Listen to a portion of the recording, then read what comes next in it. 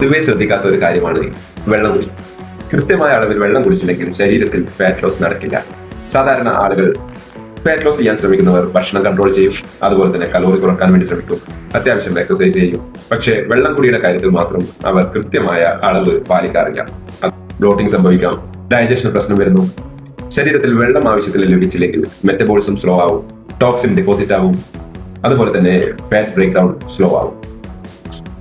Science പറയുന്നത് കൃത്യമായി വെള്ളം കുടിച്ചില്ലെങ്കിൽ ഫാറ്റ് ലോസ് നടക്കില്ല എന്ന് തന്നെയാണ്. സയൻസ് പറയുന്നത് ബോഡിയിലെ എല്ലാ ഫാറ്റ് ബേൺ പ്രോസസ്സിനും വെള്ളം അത്യാവശ്യമാണ് എന്നാണ്. ഇപ്പോൾ ഹൈഡ്രേഷൻ ഇല്ലാത്തത് കൊണ്ടാണ് നമ്മൾ എത്രമാത്രം ശ്രമിച്ചിട്ടും പ്രോപ്പർ ആയിട്ട് ഫാറ്റ് ലോസ് നടക്കാത്തത്. എക്സസൈസ് ചെയ്യുന്നുണ്ട്, ഡയറ്റ് പ്രാക്ടീസ് ചെയ്യുന്നുണ്ട്, എന്നിട്ടും നമുക്കൊരു കൃത്യമായ റിസൾട്ട് ലഭിക്കാത്തത് ശരിയായ ഹൈഡ്രേഷൻ ബോഡിയിൽ ഇല്ലാത്തത് കൊണ്ട് മാത്രമാണ്.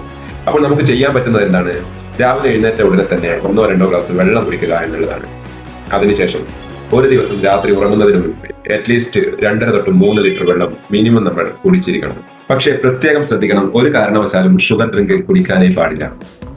അതുകൊണ്ട് തന്നെ പറയുന്നു, low hydration means low fat loss, good hydration means high fat loss.